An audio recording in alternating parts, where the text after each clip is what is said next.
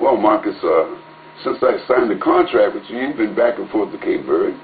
You've spoken to a few people out there, such as the tourist minister in Senegal. I believe a couple of other athletes as well. Definitely. They're really excited to learn more. Actually, they're more excited the fact that there are African Americans that are not just hanging out. You know, like what we talked about in the other interview, and I could tell a quick story just from living out there. Like you said, Africa, they're not asking for help. They're asking for just letting them have the opportunity. You know, they're not going to nothing like that. It's almost sad to hear that from people that are American and have gone there to get that information from them. But the guys that I've met, the people I spoke to, because I started my marketing company 2 years ago.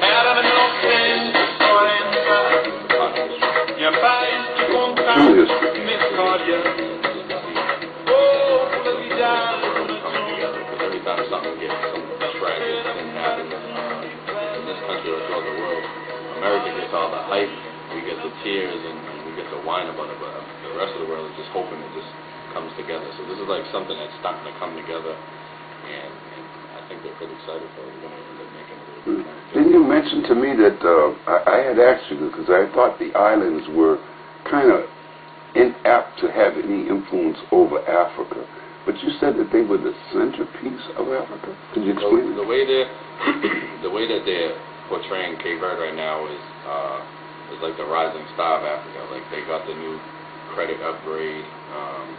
It's never been a war country, so they're gonna try and maintain it that way. When I went to Cape Verde last month and I sat with the president and first lady, they were talking about how that entrepreneurship is going to really be brought to the forefront. Education, and the beautiful thing about Cape Verdeans is that we're all across the world. So you got me coming back to go help. You have Cape Verdeans that were born in Cape Verde that go to school in Europe. They're starting to come back, and they're all using the technology. So it's almost like they're going to skip a few steps that us Americans actually stumbled over. In fact, it seems to me that whatever happens in America doesn't affect what we're doing. Right. Well, that's wonderful. Well, America's almost, and it's not. I mean, it depends on who you talk to, but we're a good model, but we're starting to become a model of what not to do. Not necessarily negative, but you understand what I mean? It's just the analogy I use is you have Africa, technology-wise anyway, is they're going to skip the CD, they're going to skip the tape, they're going to go right to digital. Now, not saying the tape is bad, but they're just not going to pick it. That's how they're looking at us. You know, like some of the stuff that we fumbled on and that we actually had to go through in order to learn. As an example, for the rest of the world, there's a lot of them finally taking that advice. That's fantastic. That's just not in the headlines. Yeah, well, they say most immigrants that come here, they look at our education and our culture as African Americans, and they don't know what happened to us. They don't even want to hang. You're losers. Right. And, of course, they don't understand that we never were free to grow our own food, and we've always worked for the man. Right. So there is also the education aspect. We didn't go to school to learn like they do overseas. We went to school to play and get out of our parents' hair until we was in third grade, fourth grade. We really didn't even learn reading, writing, and arithmetic. Right. And now you have foreigners who learn 3 languages starting in the first grade. You know, I have buddies that speak 3, 4, 5 different languages. Mm-hmm. You know, so like I told you, in another stat, because I'm a stat person, is if I'm not mistaken, 75% of Africa doesn't have parents.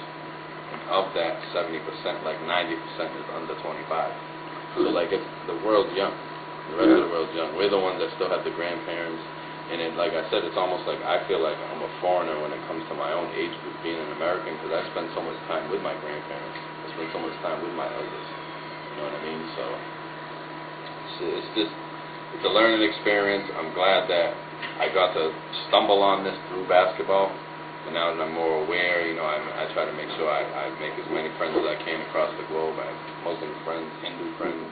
And you also mentioned that when you said they're skipping the DVDs, they didn't quite have electricity everywhere and so forth, but now they have these solar panels telephone. Right. They're just going to have their choice. And I think the main thing that it's going to, if I had to say what method is portraying right now, is because technology is getting quicker for them, meaning they were at like 1 or 2 Gs. You know how we have the smartphones here. Now we got 4 or 5G. They went right to 3G last year. So that's basically the top internet that you can have. What that's doing is that's going to spawn and push small business entrepreneurship, because you don't have to necessarily have to come up with 65 grand to start a small business. Now you have, and these are some of the investment people I deal with in Cape Verde and Africa. They have these microloan systems, you know, from anywhere from $500 to $5,500. You could actually start a normal company which 25 years ago would have cost you the bank. You want to speak a little bit, because we had talked about the salts. You see, in the health industry, and we're talking $27 billion just for these minerals and nutrients that are not in our food, not in our salts. We don't get it in our normal meals or diet. And what you have to do is have a little bit of money, and I shouldn't say a little bit, you got to have a lot of money to buy these vitamins and nutrients and stuff that is no longer in our food. And most of our food is GMO. And you can't rise to your peak as a human being, mentally or physically, if you're eating below the nutrition you need, keeping us dumbed down, so to speak. So by getting these salts, minerals, and nutrients, in this case I'm saying salt, because what I found out is that the industry that's here in America forces even imported salts from the Himalaya and stuff to have fluoride in it. Well, I also know that the volcanic salts don't have fluoride, so Cabo Verde is rich with that. It's funny you say that, because they have a whole island named after salt. One of the defunct volcanoes that's in Sal, I got a chance to go through. It's a monumental piece in Cape Verde. They cut a hole through the side of it, and you could actually walk in, and they have that, and the other place that you could have is the Dead Sea, where you can have people actually float on it. Right. So I actually got to pick up salt that was about this big. It looked like big crystals. So that's one part of the reasons why Cape Verde is starting to get this credit upgrade, in my opinion, because now you can have, if they can start exporting salt, as long as you establish a business in Cape Verde and have the profits in there, what they're doing is they're going to establish tax breaks. Like an enterprise zone, right? You know, and it's kind of like what they should have did with like Jamaica, what they should have did with some of these other countries. But if say you do a deal in Jamaica and you do make a large portion of the money in trade, you have to keep some of that in Jamaica. What they're trying to do is the same thing with Cape Verde. Yeah. So they're forcing it into a tourist nation. But to tell you the truth, not only throughout history, but even the last 500-600 years through the slave trade, that was the center.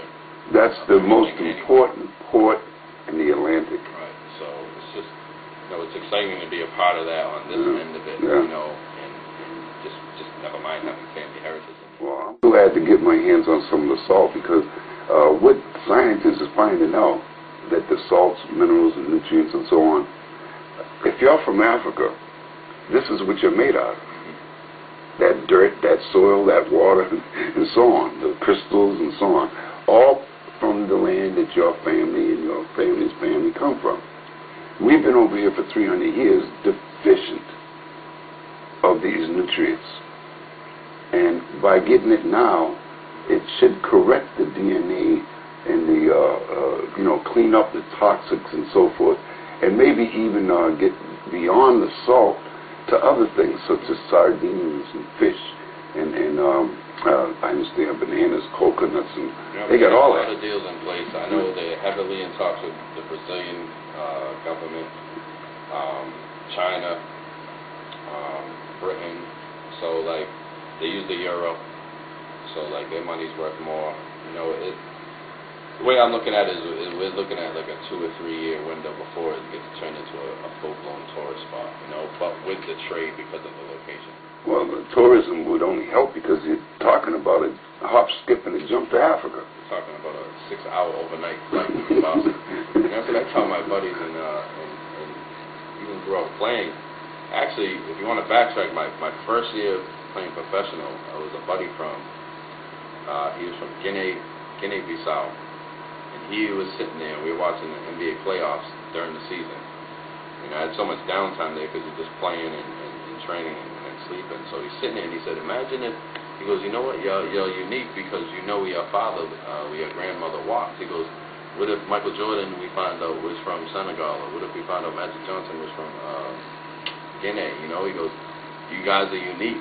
So that, when I was thinking about the parting ways stuff, I'm like, wow, that's a real profound piece of information, because that might just be the missing link to have all these other pro athletes and other, you know, established. Well, I have full faith that we're on the right track. Number one, that you can handle this on your normal, you know, basketball or business. That you can handle this parting ways connection, because there's over 260 videos of this history on YouTube, Google, so on. There's a Facebook page. People that of African or melanated people, period, have the wrong information, and they need to go check this out. People who are Caucasians, there's no such thing as a white race.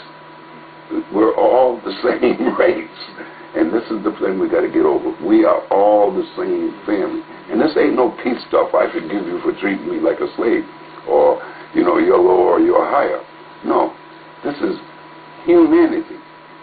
There's rumor around that we're not alone, and that rumor saying, you know, I don't want to get esoteric, but they're saying we're going to eventually have to leave the planet, and it won't be the first time. So all this new stuff that's coming on in the internet and science and so forth, the quantum physics, entanglement, all this stuff that's going to more rear its head in the next coming years, also bring us back to Africa, because we've ruined everywhere else. Africa's got you could drop a seed in the ground, it's going to grow. The only thing that's missing there is us. The only thing missing there. So, you know, I'm very glad we got together. I'm excited, definitely, and like I said, any information that you give to a child or someone that's in need of that is going to put them forward, I'm always behind that.